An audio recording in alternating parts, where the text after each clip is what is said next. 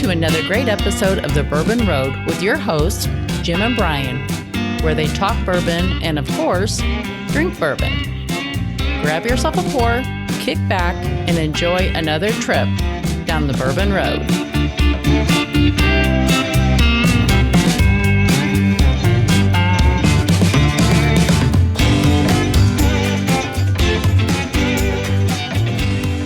Very excited to have Blanton'sBourbonShop.com as a new sponsor for the Bourbon Road podcast. In fact, this podcast is brought to you by Blanton's Bourbon Shop. Blanton'sBourbonShop.com is the only official merchandiser for Blanton's, the original single barrel. Looking for a unique gift? Blanton's Bourbon Shop has got you covered. Blanton'sBourbonShop.com is your home for all Blanton's gifts. The Bourbon Road is excited to have pintsandbarrels.com as a sponsor of this episode, as well as our official custom apparel provider. Be sure to check out pintsandbarrels.com and browse their ultimate online store for bourbon lovers.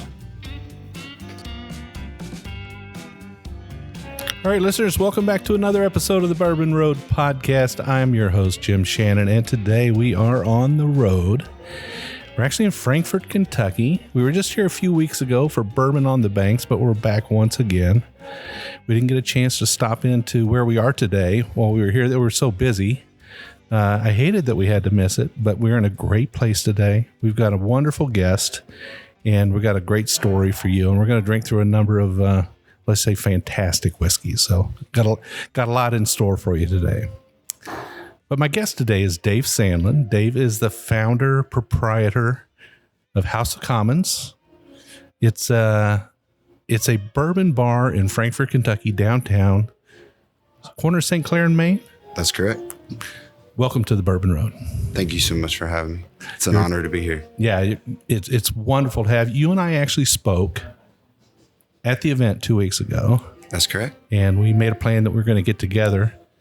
And it just so happened that today worked out. I'm here. You're here. We've got bourbon in our hand. I'm pretty excited. I'm very excited. So we're going to get straight to the whiskey, Dave, and then we'll talk a little bit about you and your establishment here. But what is in our first glass? And why did you choose it? Sounds like a plan, Jim.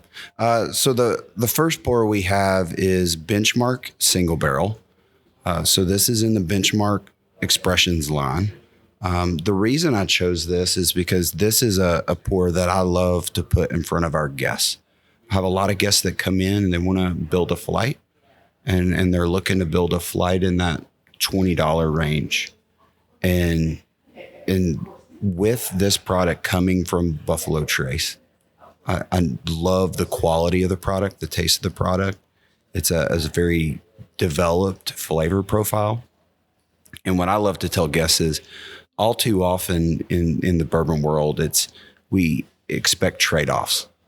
You know, you can either have a great pour, or you can have a good value, or you can get it. It's available. And I love to say that with this product, there are no trade-offs. It's a great pour at a great value, and in a lot of states, it's available.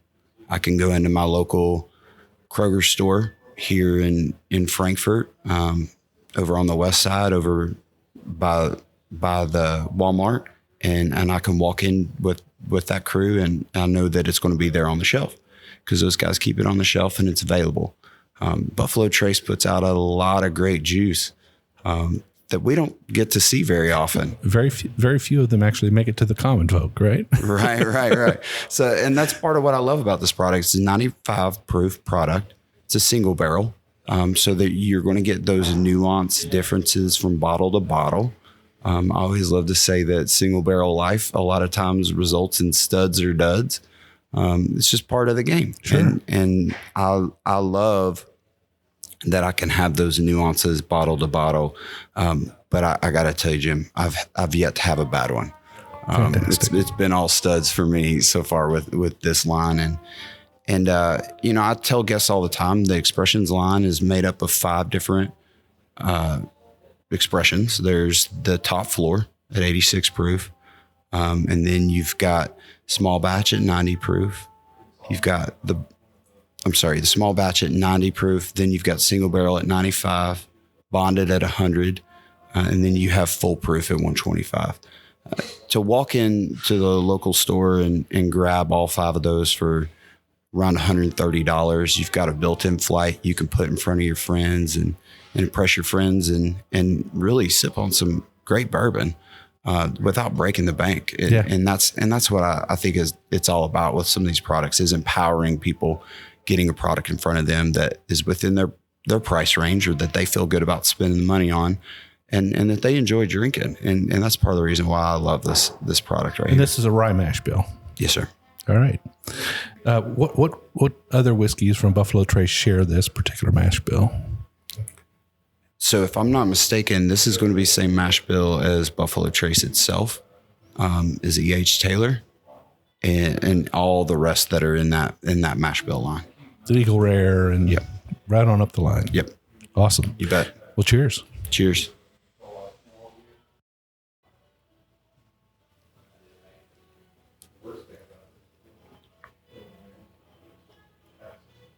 Well, the nose on that was, I would say, very traditional, very, not very ethanol-y, if that's a word, right? We'll make it one.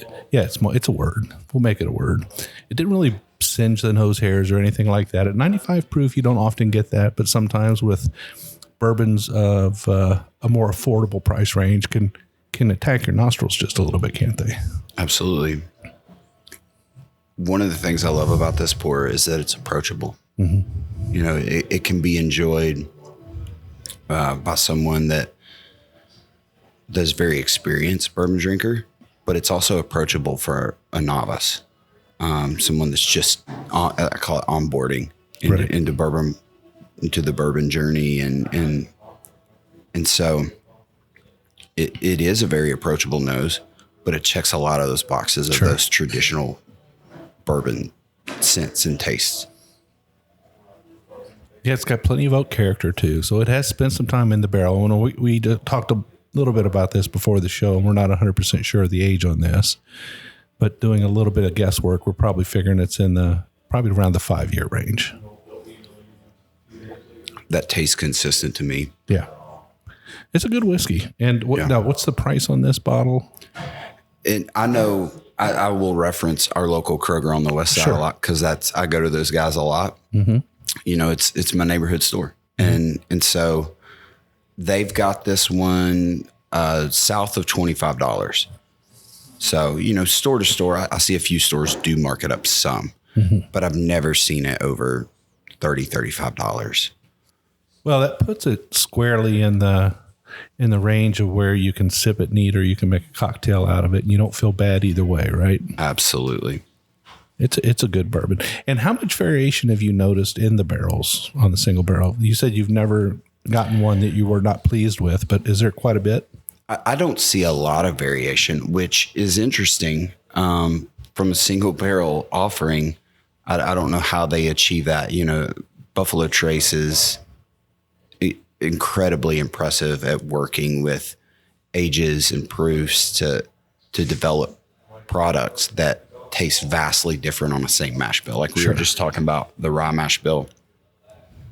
There's so many products on that mash bill that taste night and day different, but they're just playing with the proof and age. And so with this one, I don't know how they tend to get it so consistent, but I do taste a lot of consistency on it. Whereas like say a Blanton's, that's a product that I wouldn't say inconsistency, but that's a product that I do have markedly different tastes across bottle to bottle, barrel to barrel. Yep. Well, fantastic. Well, we'll keep sipping on this. I've got some more questions for you. Many of our listeners have not been to Frankfort. Many of them they're spread across the country and the world. Absolutely. But they're going to get here sometime. They will eventually get here.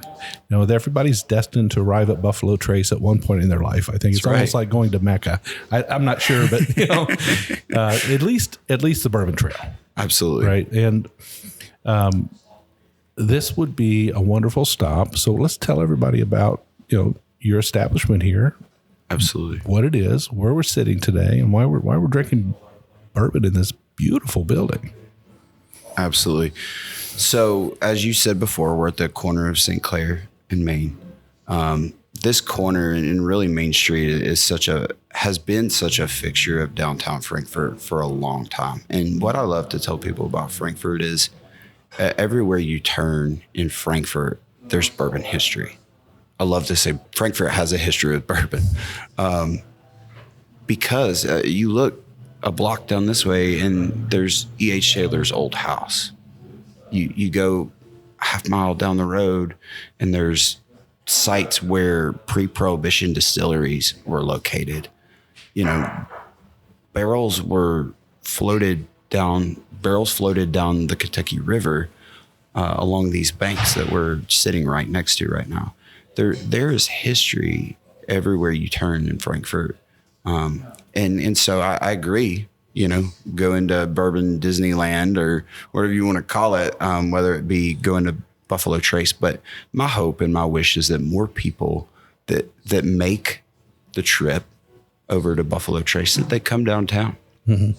Yes, please come visit us. We would love to meet you. We'd love to have you come in and enjoy a pour here. But there's so much charm in this small town. And there's so much history here that I want to see more people come visit downtown and kind of look around and see. And we're not the only one down here offering some great pours, and the only one that have some hard to find pours. And so I love for people to come down and see what downtown Frankfort has to offer. But I do believe that that there is a untold story for people about Frankfort. They think of Frankfort and they think of Buffalo Trace. They a lot of times don't think about the distilleries of yesteryear that started here, that were thriving here 30 years ago. And it's not that hard to come down to Frankfort and kick around a little bit, and you'll find some of the history. Yeah, and there are two types of people that know that Frankfort is the capital of Kentucky. That's Kentucky people who live here, and elementary school children who learn it when they have to learn the state maps, right? Right. But they soon forget that, and everybody thinks it's Louisville or Lexington is the capital, which in fact it's not. We're sitting in the state capital right now. That's right. And the Capitol House is a few blocks from here, not very far. That's right. Yeah, one of the things I noticed about Frankfort is that the city embraces bourbon, celebrates bourbon. Yes. The way they come out in support of, like that event we had a couple of weeks ago, Bourbon on the Banks, just shows me that the city is fully invested in the future of bourbon as part of this city and, part of their people and what they do, and they embrace it. There are other places that try to not embrace it, let's just say, because of, conflicts or beliefs or other than that, but Frankfort fully embraces the bourbon industry. So when you come here, you see it in the restaurants, you see it in the cafes, the bars, you see it in Airbnbs. You rent an Airbnb here, you're probably going to have something hanging on the wall in there that's bourbon related. And all the shops are filled with wonderful things. This town is a place to spend a weekend and enjoy all it has to offer, not just popping in to go to one distillery. That's for sure. Absolutely. And, you touched on something, Jim, that I love is that I think I do agree with you that Frankfort embraces that. But I believe that Frankfort being seen as a tourism destination, a place to stay, to go, that's fairly new. Yeah. And, we have accommodations that are attached to the House of Commons in the same building that are just absolutely stunning accommodations. And there's a 1 bedroom on the back end. There's a 5 bedroom unit and a 6 bedroom unit that are just unreal, beautiful places that are super, super conducive to groups coming through. They're connected to our bar here, and they're in a beautiful location downtown Frankfort.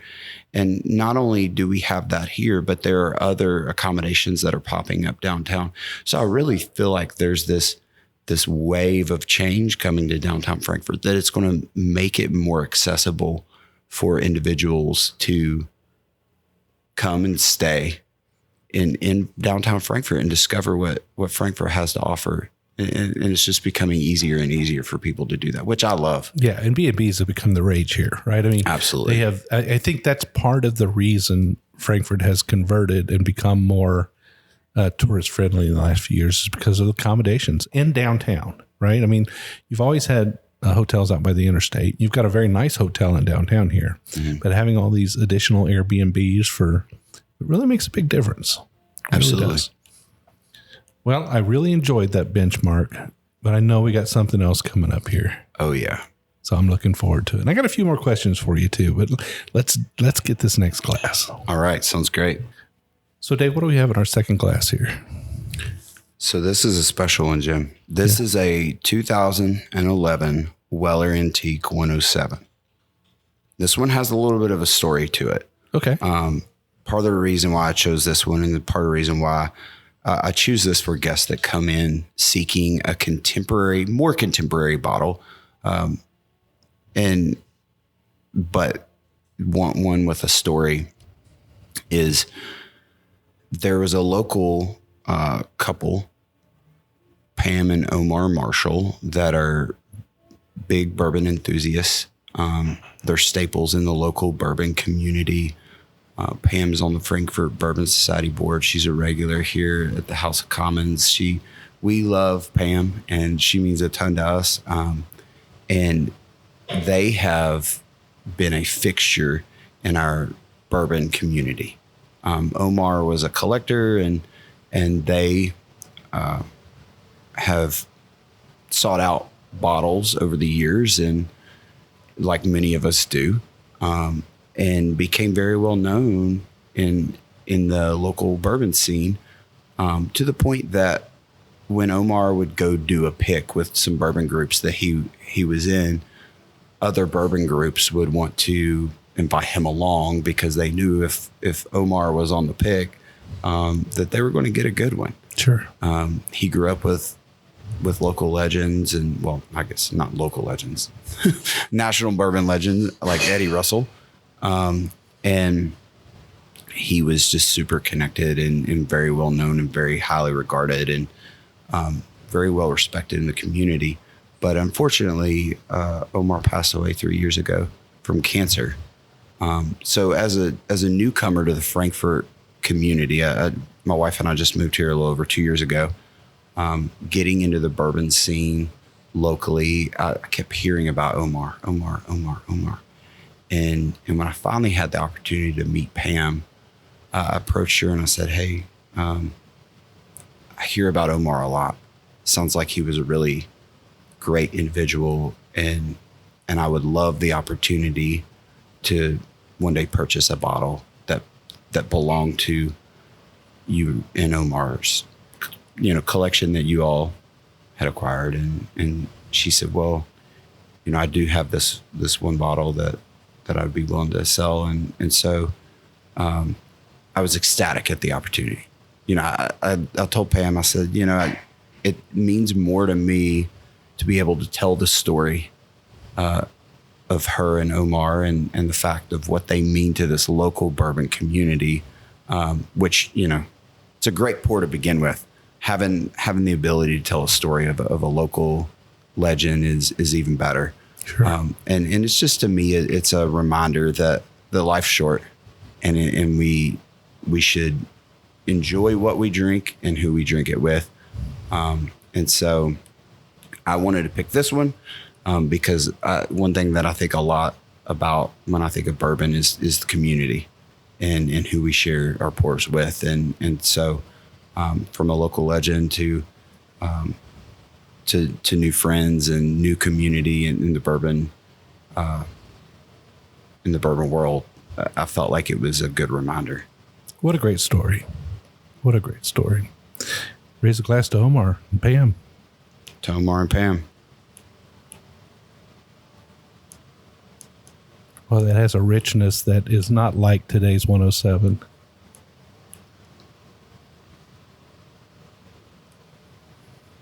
Yeah, it's different for sure.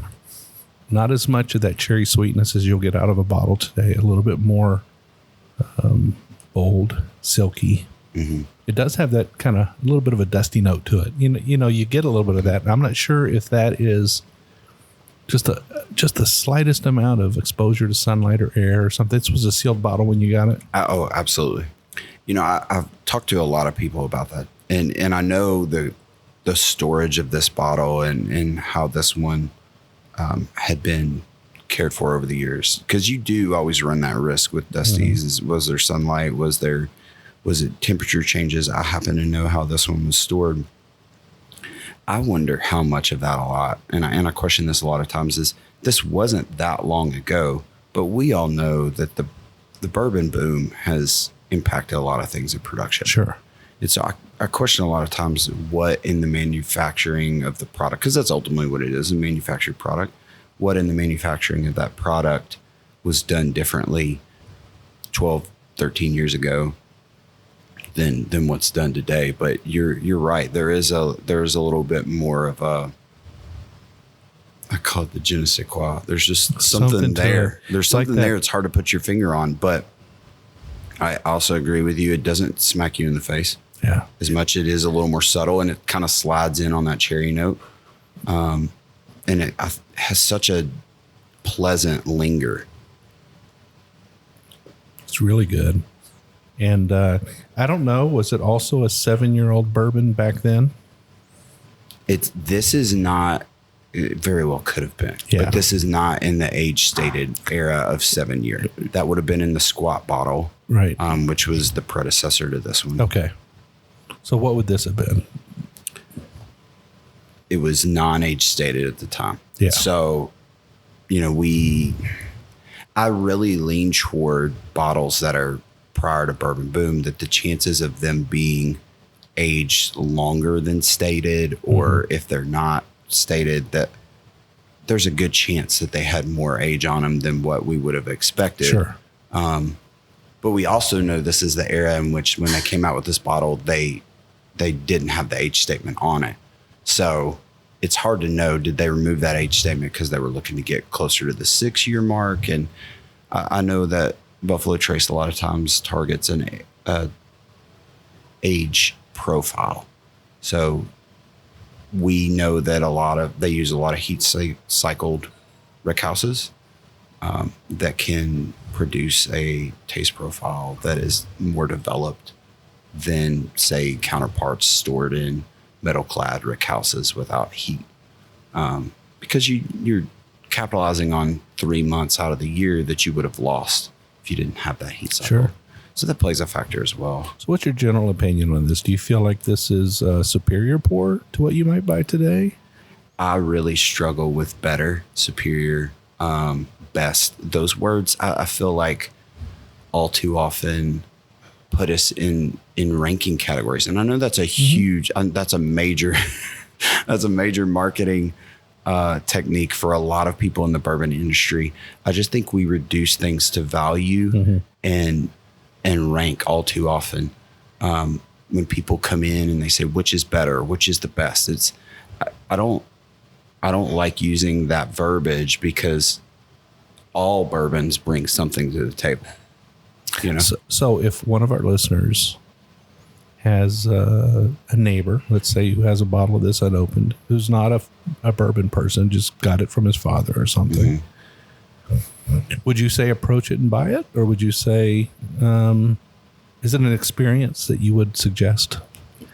100%. Yeah. 100%. If they have multiple, buy as many as you can. Yeah, I tend to agree with you. It's hard sometimes to rank things, especially when you're not sipping on them side by side. Absolutely. But anytime you can get yourself on a little piece of history and try it, it's always good. Absolutely. And now one word that I do, or one verbiage that I do kind of lean toward, Jim, is I will say, okay, you put this up and you put a contemporary example of this product up side by side, and you ask me, you can only get one, which one are you going to grab? I'm going to go for this one. I mean, because the reality is, while I believe all bourbons bring something to the table, this is one that I'm going to reach for more often. It's not to say that I won't reach for the contemporary one if this one's available. Yeah. But this is the one that I'm going to probably reach for more often, just because I believe it's it's more full bodied. It's a little more well rounded. There's a little bit more complexity going on than the contemporary example. And again, I attribute a lot of that to how things were made 12 years ago. Sure. Processes do change. Sometimes Absolutely. even accountants get involved a little bit, right? Sometimes they do. Yeah. Unfortunately. Well, you mentioned that you were originally from Tennessee. How did you find your way to Frankfort? Great question, Jim. So I am originally from East Tennessee. I grew up about 45 minutes from the Smoky Mountains, about 25 minutes from Knoxville, a town called Maryville. If you're from Kentucky, chances are you have been to Gatlinburg multiple times because I saw all of your license plates in the parking lots growing up when I would go to the mountains. You've probably driven through Maryville, but I had the great privilege of after finishing college of settling back into the town that I grew up in, and I found myself working at a luxury resort called Blackberry Farm. And while I had a back of house position at this luxury resort, they do such a phenomenal job there of creating such a culture of hospitality that I just fell in love with what they had to offer and the culture that they provided for team and for guests. And so I had the privilege of working there for almost 8 years. And while, let me just say real quick, while you're there, they had, or at least while I was there, they had these great amenities. And so guests or team members could dine where guests dine, once a quarter at a reduced rate. And so it was like, that was a perk of working there. So I would go in and I would eat phenomenal food and see an amazing wine selection. And what happens when you have such an amazing wine selection, you have a really impressive bourbon selection as well. And so I would look at these bourbon selections, and I was practicing, years ago, looking at the sommelier, and I would say, what would you recommend? Mm-hmm. What would you recommend? And they would tell me these stories. And this is where I was really first introduced to premium bourbons and things that weren't on the shelf everywhere I went. And I really kind of fell in love with that idea. And then a little over 2 years ago, my best friend, who's also a Shelbyville native, Forrest Coleman. Go Shelbyville. Go Shelbyville. I'm a big fan of Shelbyville. Yeah. He and his wife, Emily, they called me and my wife, Sally, and said, hey, we just want you all to know we're moving from Charleston, South Carolina. We're going to plant a church plant in Frankfort, Kentucky. And we said, all right, which we were ecstatic because they were going to be a little closer to us. But there was something that my wife and I said, we need to pray about this. And we were praying about overseas missions at the time. And so we prayed about it, and we called them up shortly thereafter and said, hey, we're praying about coming. And they looked at us and they said, don't you play with me. They said, don't you play with me. And we prayed about it, and we really felt like God was saying, I want you to go be a part of this, go help this get off the ground. And so we did. I put in my 2 months notice with Blackberry Farm, a company that I thought I would work for the rest of my life, that I dearly love, and to this day keep in contact with people there. We packed up our 2 girls. I have 5 and 7-year-old girls. And we left my family, who we dearly love, that are all back in Tennessee. And we moved to Frankfort knowing 2 people. Now, the story really got interesting as far as where we are today when we moved to Frankfort. I tell people all the time, people ask me, where did you learn your knowledge of bourbon? And most of it was self-taught. Mm-hmm. I got to tell you, Jim, I would go in the store on my lunch break, and I would study bottles. I would look, is there an age statement? Is there not an age statement? Is there a mash bill or is there not a mash bill? What distillery does it say produced the product? Where is it coming from? What's the price point? And then I really familiarize myself with who's producing what and where and how are they doing it. And so I was in East Tennessee, we were one income. It was really important to me and my wife that she stay home with our girls. And so we were one income and made it work. And so I didn't have the bourbon collection that I have at home today. I had not anywhere. It was a drop in the bucket to what we have here at the House of Commons. But you know, I had a bottle of Evan Williams, bottle and bond, 100 proof. I kept it in the cabinet. That was the only bourbon that I kept in the cabinet. Good choice, though. It was that's great, the one in your pantry. That's a good one to choose. Right. You know, had I known what I know today, it probably would have been Benchmark Single Barrel. Yeah. but at that time, it was Evan Williams Bottle and Bond. It was a great pour and a great value.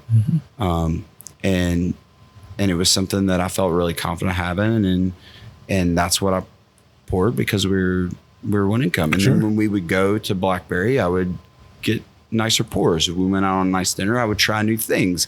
And I kept this log of things that I liked and didn't like. And I encourage people to do that all the time. Like, go try things, mark down what you like and don't like, and you'd be surprised about what you can learn about yourself and what you like in bourbon, because it's your bourbon, it's your money. You drink what you like and drink it the way you like. Absolutely. Firm believer in that. I'm a firm believer in that. And so here we are. We are leaving East Tennessee, where I've got one bottle in my cabinet because we're fixed income, and we moved to Kentucky, and we were very blessed to find an amazing home in Kentucky. And when we move up here, my wife, for my first birthday, she buys me all 5 bottles that are on the allocation list at Buffalo Trace. Wow. For my birthday. What a birthday present, Wow. right? Yeah. All 5 bottles that they put out. And my parents come up, and you know, I was raised in a church environment where they did not consume alcohol. Okay. My parents come up. Further south you go, more. That's right. Yep. That's right. And so here we are. I've got 5 bottles. The bottles don't fit in the cabinet anymore, Jim. They don't. So mom and dad come up. They get up here and they say, Mom's like, "Oh, you're a bourbon drinker." I'm 32 years old. Yeah. Okay. At this point, I'm 32 years old, and Mom says, "Hey, oh, you're a bourbon drinker." And I was like, "Yes, ma'am, I am." And she's like, "I didn't know that." And of course, I had been a bourbon drinker for years and years. Yeah. Mom and dad just didn't know. They didn't have the need to know. They didn't have the need to know, right? That's right. That's the thing. Yeah. Parents, they didn't need to know. But it's upon that time that Mom learns that she decides to tell me. She says, "Well, it makes sense. You got bourbon in your blood." That's a really weird thing to say, Mom. What does that mean? And then she went on to explain to me that my great grandmother, Martha Thomas Tandy, on September 26th of 1901, was born at the OFC distillery. Wow. And I said, "Why have you never told me this?" She said, "I didn't think you needed to know." now the tables have turned, right? Yeah. She said, "I didn't think you needed to know." So, you know, it was upon that it kind of set off this passion. Like, I was already into bourbon. I was already really interested in what different distilleries had to offer and different bourbons were out there. It really ignited this passion for bourbon history. And then there were just so many things that fell into place that we learned as time went on that were connections to bourbon history. And this is a little bit of foreshadowing that we'll talk about a little later. But there were so many things that I had learned there were connections, because my mom grew up in Frankfort. Yeah. Even though I spent my entire life in East Tennessee, that were connections to bourbon history. And Frankfort, I feel like, is super conducive to that. And that's why I say in Frankfort, you learn that there's bourbon history everywhere you go. Absolutely. All right, well, listen, we're going to take a short break. When we come back, we're going to continue this story. I want to know how it went from that to this.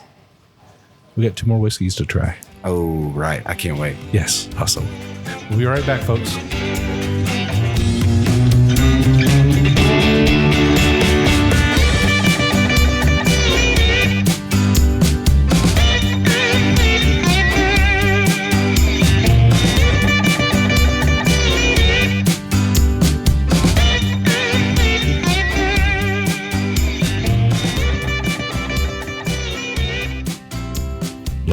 unique gift?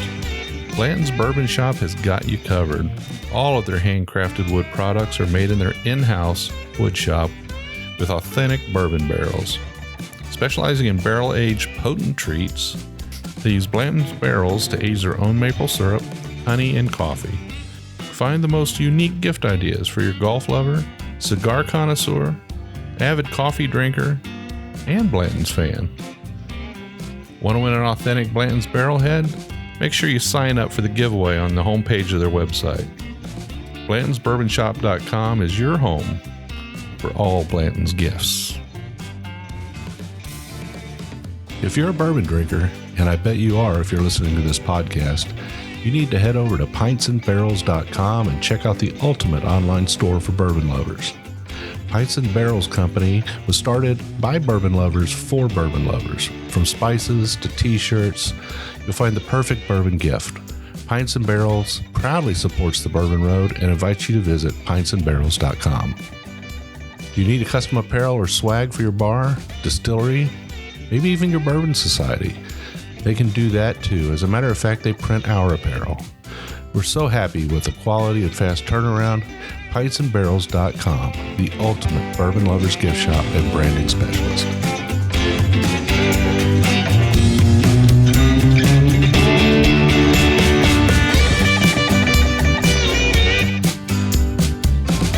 Hey, listeners, so we are back, and during the break, we were able to finish off that wonderful 2011 Weller 107. A little bit of a dusty bottle there. A little bit of dust gathers in 13 years, I'm sure. Yeah. So, what do we have in our glass this time? So this is a single barrel rye release from Luca Mariano. It's called Gianna Loren. In bourbon and rye game, you're kind of new to the game. If you've been operating for less than 10 years, then this is kind of a newcomer, freshman class, if you will, of our local bourbon scene here in Kentucky. And this is, I got to tell you, Jim, this is a rye that my team and I have been very impressed with. I'm just going to shoot you straight. Luca's a product that I slept on for a long time. Yeah. I really, and no slight against the guys out there that are sourcing. But I have known that I was going to do this for the last year and a half, and the scope of bourbon and rye is so broad that I was really trying to focus on guys that were making product in Kentucky, because that's what I wanted to represent was Kentucky bourbon. Sure. And I slept on Luca for far too long, even though I knew it was good product and I'd heard tons of great product, because I didn't think that they were making their own stuff. Mm-hmm. So I'm glad to tell you that they are building their own distillery in Danville, that they started with rick houses first so that they could work on distillate with a local distiller and fill those rick houses with that distillate to age. So we've got a brand that the distillery is now producing their own distillate,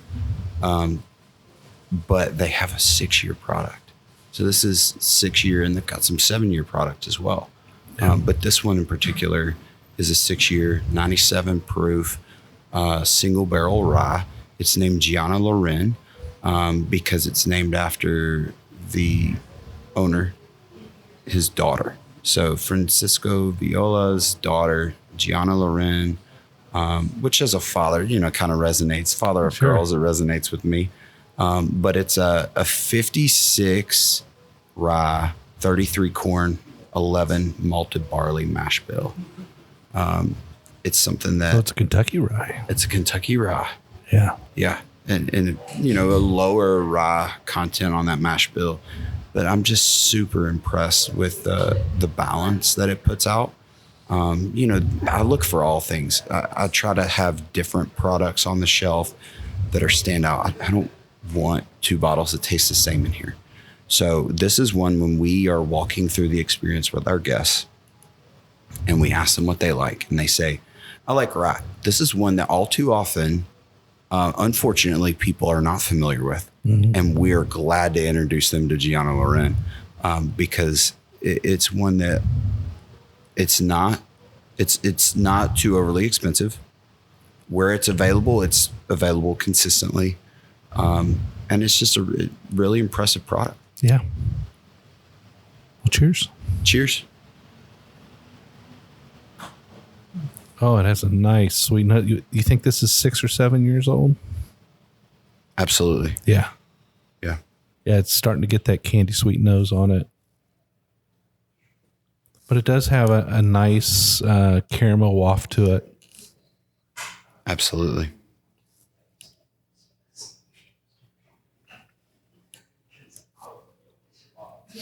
Oh, that is wonderful. That's a bourbon drinker's rye, no doubt. And that's not 100%. finished. That's just a single barrel, right? Right. Yeah, that's really good. There is no finish on this one. Single barrel rye, 97 proof. That's the other thing. That's wonderful. It's high enough on the proof. It's low enough on the proof that I feel like it really opens up. It's not screaming down your throat. Yeah. I mean, don't get me wrong. I love some barrel strength ryes, but this is one that I could drink more than a half ounce of. There's some out there that I drink and it's just it's palate fatigue once you get an ounce and a half in. But it's complex enough that I can pick apart different flavors. But it's drinkable enough that I don't have to stop at 1.5 ounces. It is so good. So this is it's funny because it's got that rye muffin, just a little bit of rye muffin to it, that bready rye muffin, and then it's like it's drizzled caramel over it, and then a little bit of nuttiness from that extra amount of malted barley. Kind of it's almost like a rye muffin with caramel and chopped pecans. It's really Absolutely. good. Yeah, it really is. And one thing that I love too is there's just enough of that corn sweetness that shines through. Yeah. You can pick up on some of those traditional rye flavors, but it's not too overpowering. And I don't know if you get this, but something I love when I drink a rye and I get this, there's a little bit of the dance on the tip of the tongue. Yeah. But then it also kind of drips from the sides, wraps around your tongue. And I just think it creates such a pleasant experience without drying out my mouth. Yeah. So good ryes can tend to get that way right before they turn candy orange sweet. They just get that wonderful, it triggers something in your palate that causes it just drips off the side of your tongue. Like it's amazing. This is really good dry whiskey. I like it a lot. I love this product. This is definitely, if you're a high-end bourbon drinker and you haven't quite found the rye you like yet, maybe they're too spicy for you. Maybe they're too much, cedar or clove or whatever it might be. You want something that's a little more bourbon-like. This is it. This is really good. And Luca Mariano has been in Danville now since they started, at least the production operation, right? That's correct. So they partnered with somebody very early on, and they've got some of those older barrels now that are just performing for them. And they made a great partnership in the beginning. Absolutely, they did. And the thing that I love is that,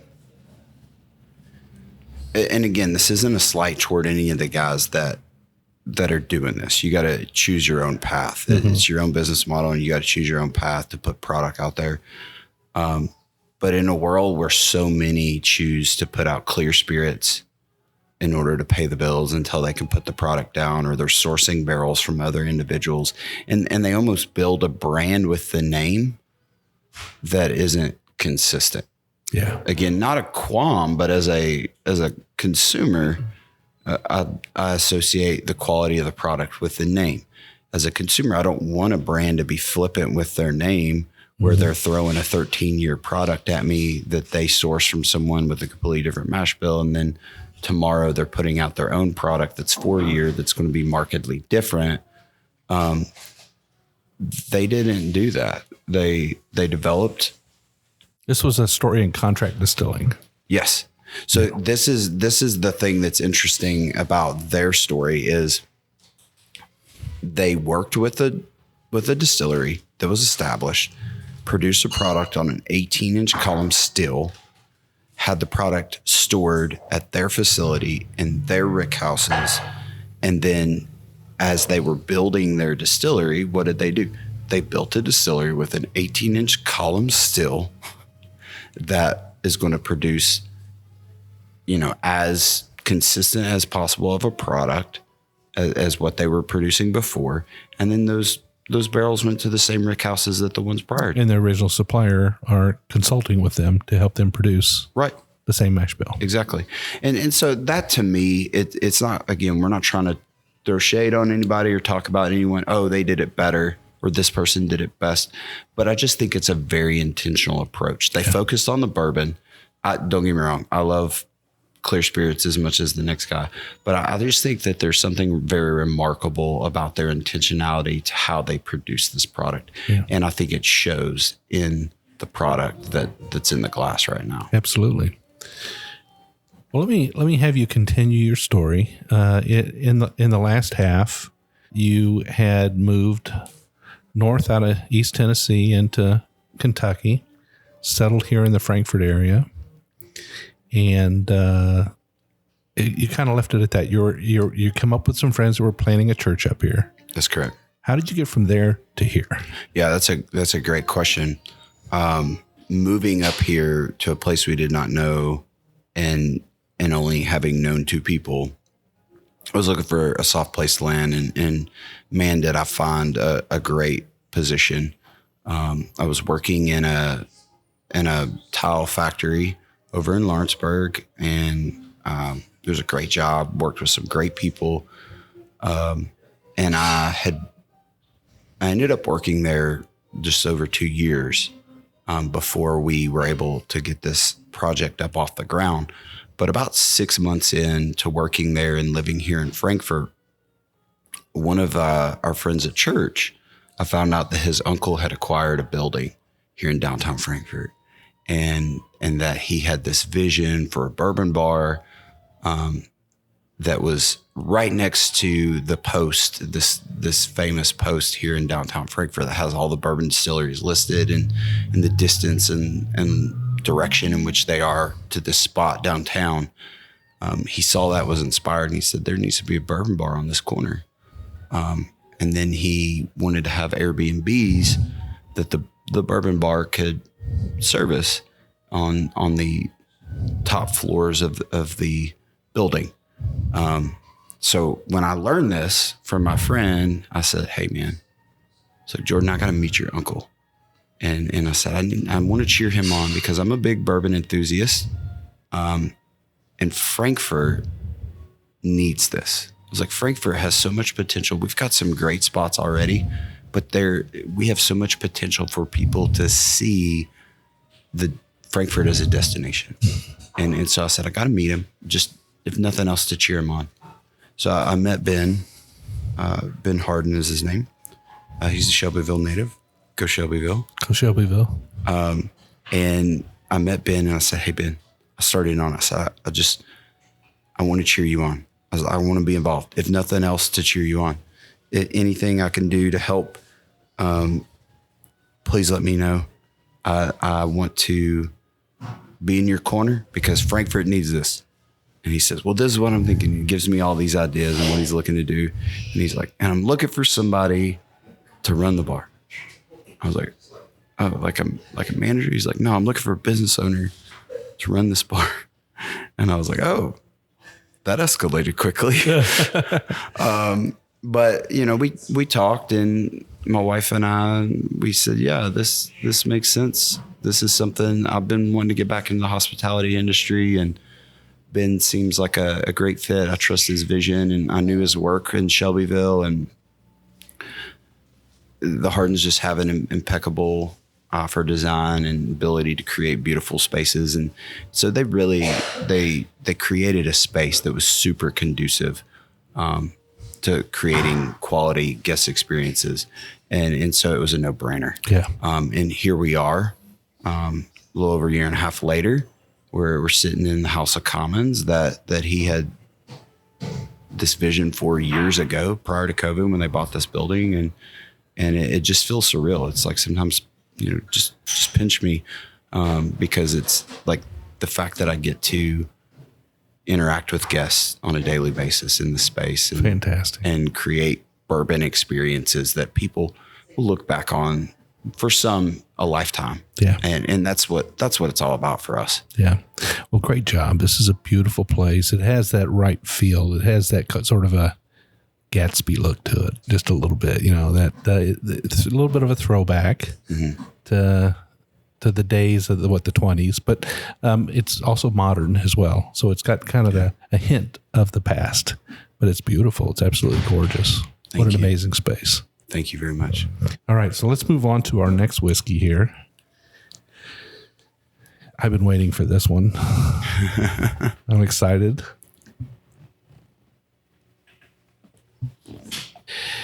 Oh my goodness, this is a real treat, Dave. It's an honor to have this in my glass and to try something I've never had before. Yeah, this one's pretty special, Jim. So I got to tell you, there's another story. I told you a story about how my great grandmother was born at OFC. There's these things that just kind of enveloped this time has gone on. There was a house that my wife and I were looking at in December of 2021. We loved the house. We knew it was old, but we didn't know anything about it. And so we bought this house. And we learned a year ago that this house was actually built in 1888. We thought maybe early 1900s, but we learned that our house was built in 1888. Fantastic. And that it was built for a master distiller at the Hermitage Distillery. Oh my goodness. Which was a distillery that was built in mid to late 1800s. E.H. Heller was at the helm of helping with building of that distillery, which is ironic because he started OFC where my great grandmother was born. And it would have been catty corner to the house that we live in, that this gentleman had this house commissioned to be built, lived in it for 20 years or so. And when I learned this, Jim, I was just elated. I was like, you gotta be kidding me. We live in an old master distiller's house. Are you kidding me? And so then I was like, there's not anything else I could possibly learn about my history that could top this. I got a great grandmother that was born at OFC Distillery. We live in a master distiller's house from late 1800s. Just before I opened this project, or just before we opened, I found a glass whiskey stopper in my yard. Oh no! How about that? Yeah, it was glass, and it wasn't the typical Bud Light bottle glass that I find in my yard. It was an actual whiskey stopper, quite possibly good pre-prohibition, and be from a Hermitage bottle. And I was like, man, I'm just over the moon. So I'm showing this in the copy of the birth certificate that my great uncle Jack had sent me. I'm showing him these things when he's in here in the bar. And then he's 92, by the way. And I'm showing him this. I'm like, great uncle Jack, like, you sent me this birth certificate 2 years ago. And I show this to people all the time. Talk about bourbon history and how it's just a fabric of the way of life here. And I was like, I think you might find this interesting too. So I would climb up the ladder here, grab this bottle, 1957 James Pepper bottled in bond, 6-year age stated product, pull it down. I show it to him and he's like studying this bottle. I'm like, what's he thinking? What's he thinking? He said, my grandfather worked here. I was like, what? He's like, my grandfather worked here. I was like, at Pepper in Lexington? He said, yeah. I said, when was this? And he was like, early 1900s. He was a night watchman. He worked there for a long time. So, one, this bottle is very rare. From 57, it's bottled 10 years before Shinley closed the distillery, and transferred the remaining barrels over to George C. Stagg. It's a 6-year age stated product, bottled in bond from the 50s. But it has so much significance. I talk about stories and personal significance. It has so much significance to me because, again, it's that tie back to blood in this warehouse. I've got a great grandfather that worked at this warehouse over 100 years ago. Fantastic. And so it's really significant to me. There's memories that we're making, and there's memories that we can recollect on when we share bourbon in community. And I highly suggest we do both, and often. Absolutely. But this one is just outside of the story. The bourbon itself speaks for itself. When people come into me and they say, hey, what's the best thing you have? Or again, I don't use the word best, but this is one of the rarest opportunities I can provide for people to taste something that's exceptional. And this is one that I go to when people do have that question. That's what they're looking for. Well, I'm honored that you poured it for me today. Glad to do so, Jim. Awesome. Shall we? We shall. Cheers. Oh my goodness, that has a wonderful nose on it. Just an amazing nose. Yeah. When we talk about dusty bottles, this is what I think of. This is kind of the epitome of what I think of when there's that funk and there's this crazy caramel nose. It's like true caramel candy nose, not Werther's caramels, but like soft caramel nose on it, that just melds beautifully with this funk. And that funk is what I love. That's a characteristic that I love in dusty bottles. I tell people all the time, we want that funk. We love the funk. Yep. Got to have the funk. Gotta have the funk. What is the funk? We don't know what it is, but it's there. It's consistent with older bottles. And, maybe it's that it's been bottled up for so long. I don't know. But we don't know. But we know, I know that I love it. That is really, really delicious. That is so good.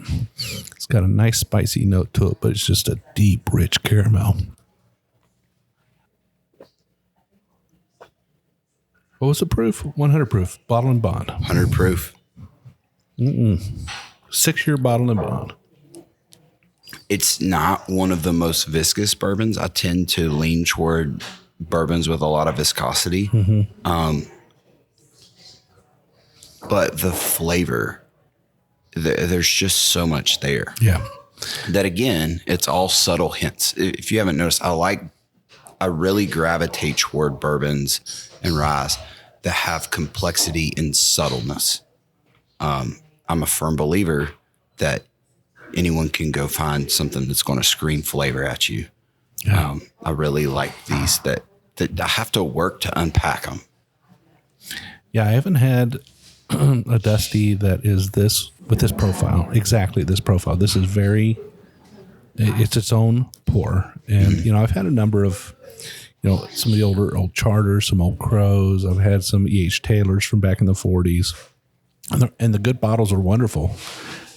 But this is so well balanced, so rounded. It's really good. You're right. The texture, it's a little on the thin side, but it's got a great caramel to it. Just a really wonderful caramel to it, almost a butterscotch.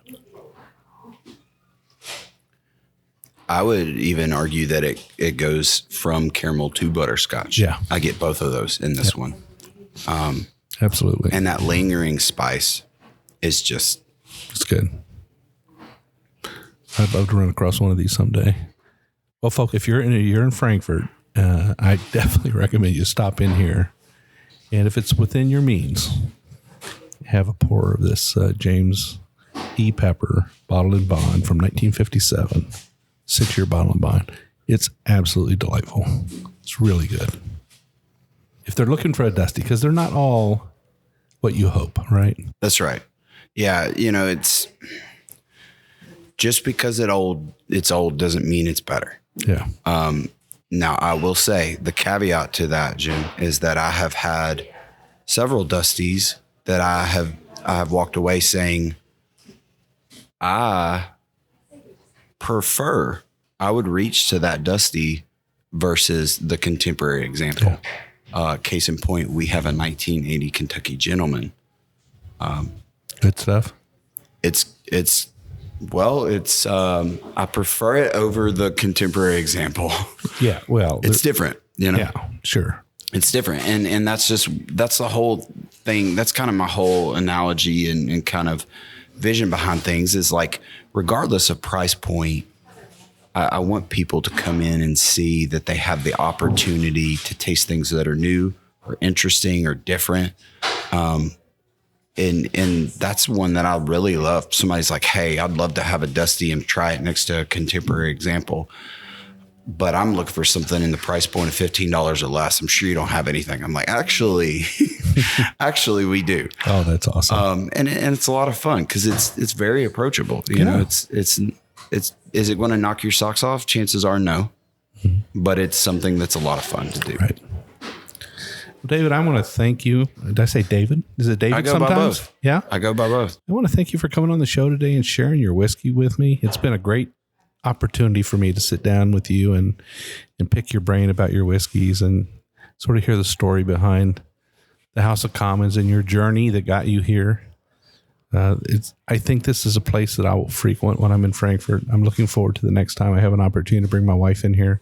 I think she'll really enjoy it. I highly recommend to our listeners that if you're in the Frankfort area, or heck, if you're in the Louisville area or the Lexington area, find your way to Frankfort and visit the House of Commons. Meet Dave and have him pour you something he wants to introduce you to, because that's a great way to try whiskey by someone else's recommendations. Don't you think? I do. We call ourselves a Bourbon Library.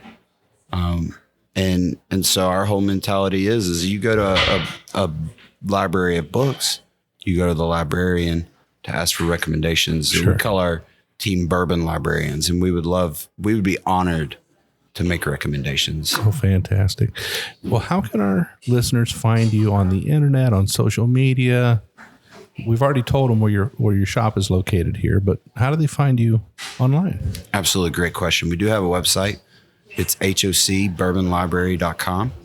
They can find us on Facebook at HOC:, a Bourbon Library. And they can find us on Instagram at _bourbon_library. Okay, fantastic. So you're on all those things. And do you have like a newsletter that comes out once in a while, or once they come in here, they just won't forget you, right? Well, that's what we hope, that no one forgets us. But we are active in our social media. Facebook and Instagram are probably the best way to keep up with us. And those are means that we look to communicate to our guests what's coming up. Well, fantastic. Thank you once again. I really appreciate it. It's been an honor. Thank you, Jim. Well, you can find the Bourbon Road on all social media outlets. You can find us on YouTube, Facebook, Instagram, TikTok, Threads. Oh, there's probably others. I'm forgetting them all, but we're everywhere. You can find our website at thebourbonroad.com. We also ask you to check out our private Facebook group, the Bourbon Roadies. That's where our 3,200 members like to hang out, chit chat, and share stories, and they even share whiskey sometimes. No selling it. You got to give it away. That's right. But we'd love to have you come in and join our family and talk bourbon with us. You can also, as you're listening to our show, if you've got an idea for a show of your own, and maybe somebody in your town is doing it right, a little distillery in your neck of the woods that has impressed you and you want us to know about it, hop onto our website, go to the Contact Us page, send us a quick note. We will reach out to them. We'll talk them into sending us a bottle. We'll give it a review. We might even have them on the show sometime. It's a lot of fun. We do this every single week on Wednesday. We'll have a guest on. Sometimes it's a music artist or an author. Sometimes it's just Brian and I chit-chatting and drinking through a few whiskeys, but it's always fun. We hope you'll join us every single week. But until then, we'll see you down the Bourbon Road.